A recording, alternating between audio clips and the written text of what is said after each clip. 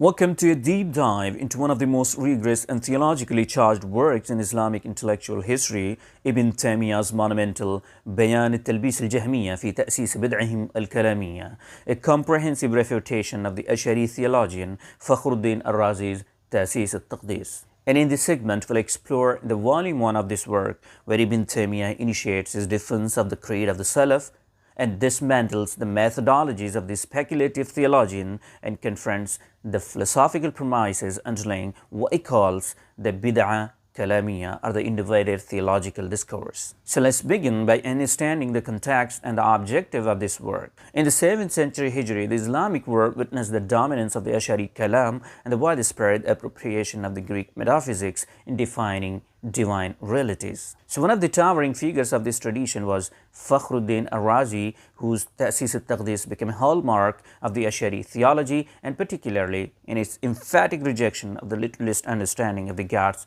attributes or the Sifat. And it was in response to this very text that Ibn Taymiyyah composed Bayan Talbis al-Jahmiyyah, literally exposing the deception of the Jahamites, a scathing critique not only of the al-Razi's argument but of the entire philosophical and theological enterprise that sought to rationalize the divinity. The objective of the volume 1 is to lay the groundwork by revealing how philosophical language, rhetorical ambiguity, and speculative reasoning have led to the misrepresentation of the Islamic understanding of Allah's names and His attributes. So Ibn Taymiyyah opens the volume 1 by addressing the central theme, talbis, or the theological deception. What exactly does this mean? He argues that Jahamiyyah, a group known historically for their radical negation or the ta'til of the God's attributes, they use ambiguous philosophical language that confuses rather than clarifies.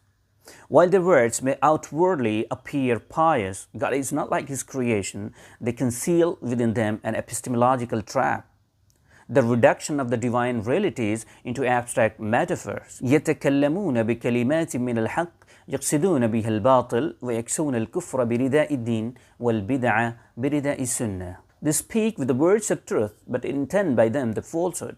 They clothe disbelief in the garb of religion and innovation in the dress of orthodoxy. And this statement, though polemical, lays bare the rhetorical technique employed by the mutakallimun. They project orthodoxy with subtly altering the meaning of the revelation through the lens of the Hellenistic logic. So the central theological fault line Ibn Taymiyyah identifies is the negation of the divine attributes, a stance he calls ta'til. And according to him, the Jahamiyyah and the theological heirs, the asharites, commit the error of denying, distorting, and metaphorically reinterpreting the Allah's attributes, such as istiva, or the rising over the throne, kalam, or the speech, wajh, or the face, and yad, or the hands, and others. Ibn Taymiyyah insists that these attributes are affirmed explicitly in the Quran and Sunnah and were accepted without reinterpretation by the early Muslim generation, or the Salaf al-Salih. فالواجب أن يثبت من أثبته الله لنفسه في كتابه أو على لسان رسوله صلى الله عليه وسلم من غير تحريف لفظي ولا معنوي ولا كيفية ولا تشبيه. So what is obligatory is to affirm what Allah has affirmed for Himself in His book or on the tongue of His messenger without altering its wordings or meaning and without delving into how or the kayfiyah or likening to the creation or the tashbih. So his position is one of the theological restraint which affirms without anthropomorphizing but do not negate under the pretense of the protecting God's transcendence. Ibn Taymiyyah then directly takes aim at Fakhruddin al-Rāzī, whom he calls or whom he accuses of subordinating revelation to the Greek logic. So al-Razi's central premise in ta'sis al-Taqdis is that God must be utterly unlike His creation, to the extent that no attribute that implies similarity, such as hand, face, or speech, can be affirmed literally. So Ibn Taymiyyah challenges this prior reasoning. قال إن الله لا يؤصف بما أصفت به الأجسام فقلت بل يؤصف بما وصف به نفسه لا بما تقتضيه خيالاتكم من أمثال الأجسام. Fakhruddin al-Rāzī says God cannot be described by what bodies are described with. I say rather He is described by what He described Himself with, not what your imagination dictates of bodily likeness. Here Ibn Taymiyyah points to a key epistemological distinction. Revelation defines theology, not human analogical reasoning. And by using Greek ontological categories, al-Razi denies the reality of the divine self-description. And one of the most debated attributes is istiwa, Allah's rising over the throne. Al-Razi and other asharites interpret this as the symbolic of the dominion or control. But Ibn Taymiyyah rejects this figurative reading. He asserts that Allah has always been sovereign even before creating the throne. وقال تعالى الرحمن على العرش استوى ليس المراد بهذا مانع الملك بالقدرة فإنه سبحانه قائم على العرش كيف شاء وكيف كان قبل أن يخلق العرش وهو الأول والآخر. And he said, the most merciful rose over the throne, not meaning by the dominion of the power.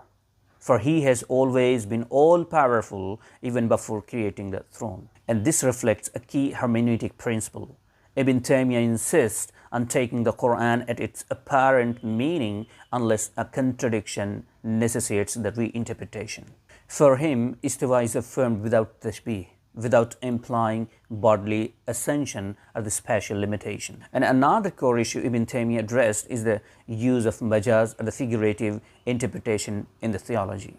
He argues that the dichotomy of the haqiqah or the literal and the majaz or the figurative was unknown to the early generation and important from non-Islamic linguistic traditions.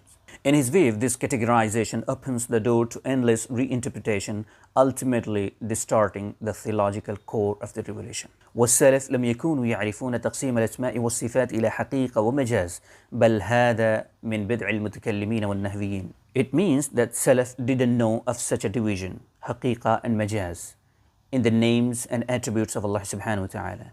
This is an innovation from the later mutakallimun and grammarian. This is not merely a semantic debate, it is a clash between two epistemologies. One is rooted in scriptural literalism and the other in philosophical abstraction. So the doctrine of tanzih, declaring Allah subhanahu wa ta'ala free from imperfection, is central to both Ibn Taymiyyah and his opponent, but the methods diverge sharply.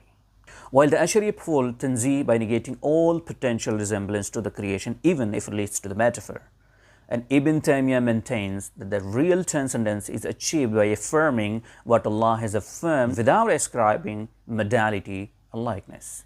For Ibn Taymiyyah, denying Allah's attributes in the name of transcendence, it results in voiding the message of the Quran and thereby emptying God's self-disclosure of all meaning. So, التنزيه لا يكون بنفي أسمائه وصفاته بل بتثبيتها كما وردت من غير تحريف ولا تعتيل ولا تكييف ولا تشبيه. So as we approach the culmination of this volume, let's now distill Ibn Taymiyyah's key theological positions, each drawn from his rigorous engagement with the kalam, philosophy and revelation. So the first is divine attributes of the sifat. Ibn Taymiyyah insists that the divine attributes mentioned in the Quran and Sunnah must be affirmed as they are, literally, without falling into the tashbih or the likening Allah subhanahu wa ta'ala to creation, or the ta'til, denying his attributes, or the takyif, speculating on their modality. For him, reverence lies not in reinterpretation, but in submission to the revealed truth. Second, the ta'wil,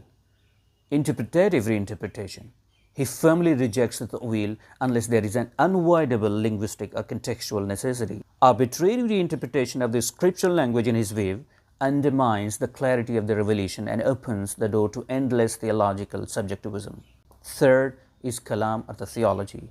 To Ibn Taymiyyah, kalam is not a legitimate path to divine knowledge. Rather, it is an innovation or the bid'ah that leads to philosophical entanglement and speculative distortion. Theology, he asserts, must proceed from naql, the transmitted text, not from syllogism and dialectical constructs. The fourth is Ashʿarī theology.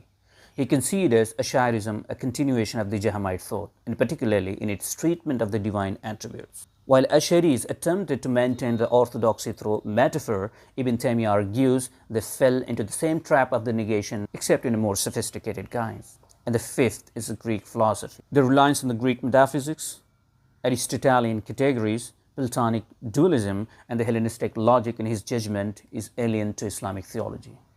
It introduces conceptual frameworks foreign to revelation and is therefore misleading, reductionist, and epistemologically unsound. And finally, God's speech, or the Kalamullah. So Ibn Taymiyyah affirms without hesitation, Allah's speech is real, eternal, and uncreated. It is not metaphorical, not abstract, and not contingent upon creation.